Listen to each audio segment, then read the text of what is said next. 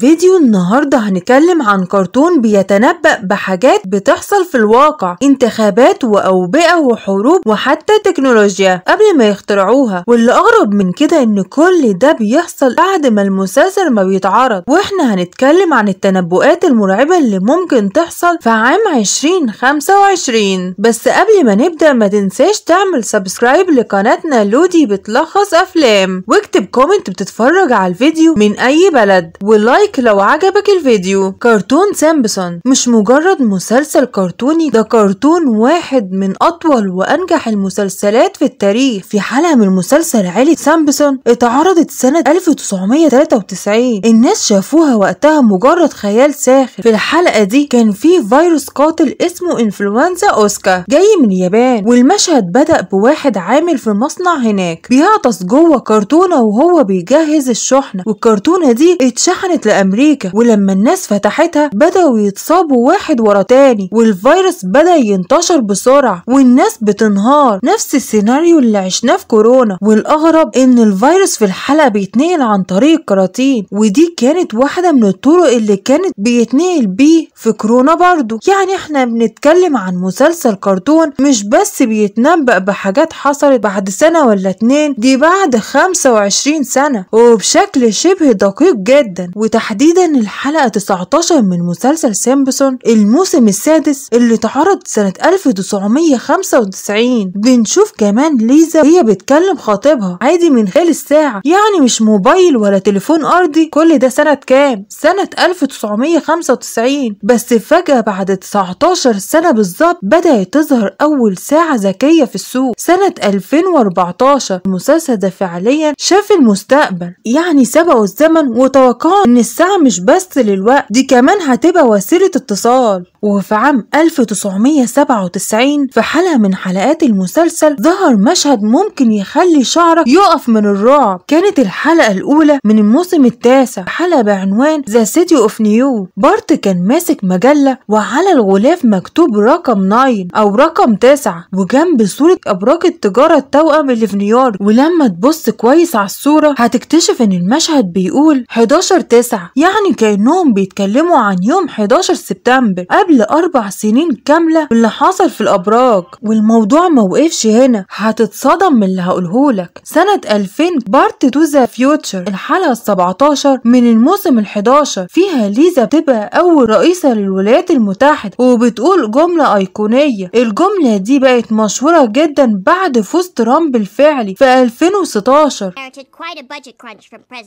أما بالنسبة للتلميح بفوزه في 2024 ده اتقال بشكل غير مباشر في الحلقة الخاصة عرضوها سنة 2015، وكان فيها مشهد ساخر بيرجع فكرة ترشحه تاني، وناس كتيرة فسرته كتلميح لإعادة انتخابه. لكن مسلسل سيمبسون تنبأ إن 2025 هتكون سنة غريبة، واللي كنا بنشوفه خيال هيبقى واقع. أول حاجة الروبوتات. سنة 2012 في حلقة ذا روبوت من الموسم 23 في مشهد مرعب شافه هومر صاحب العمل سيد برينز قرر يستبدل جميع العمال بالروبوتات، وهومر خسر وظيفته لما الروبوتات أخدت مكانه في المصنع اللي كان مجرد مشهد كرتوني في وقتها بقى دلوقتي حقيقة. إيلون ماسك أعلن إن الروبوتات هتشتغل في البيوت والمصانع، وبدأت فعلا تنزل في السوق. واللي أغرب من كده إن معظم الشركات هتستغنى عن البشر ويستبدلوهم بروبوتات في المستقبل. وكمان من أغرب النبؤات للسنة 2025 إن أمريكا هيحصل فيها انهيار اقتصادي كارثي. في حلقة في سنة 2000 بعنوان بارت تو ذا فيوتشر تخيلوا إن ترامب بقى رئيس في مسلسل ذا سيمبسون. في الحلقة دي خلال فترة الرئاسة بتاعته حصل انهيار اقتصادي كارثي في أمريكا، لدرجة إن ليزا قالت جملة بقت مشهورة برضو: نحن مفلسون، الدولة مفلسة. والغريب إن كل ده بدأ يحصل فعلا، وبدأ ترامب يرفع الضرايب وكمان يطبع في دولارات كتير. وهل ده كان مخطط من أيادي خفية ولا تنبؤات؟ وكمان من ضمن تنبؤاتهم ل 2025 في الحلقة 6 من الموسم 27 الحكومة طلبت متطوعين للسفر للمريخ، وليزا كانت من الناس اللي اتقدمت ان هي تسافر للمريخ. وفعلا دلوقتي في 2025 ناسا وسبايس اكس بيخططوا لأول رحلة بشرية للمريخ سنة 2025. وفعلا أرسل إيلون ماسك عدد مهول من السفن إلى كوكب المريخ. وكمان من تنبؤاتهم في حلقة اسمها بيبي يو كانت درايف ماي كار،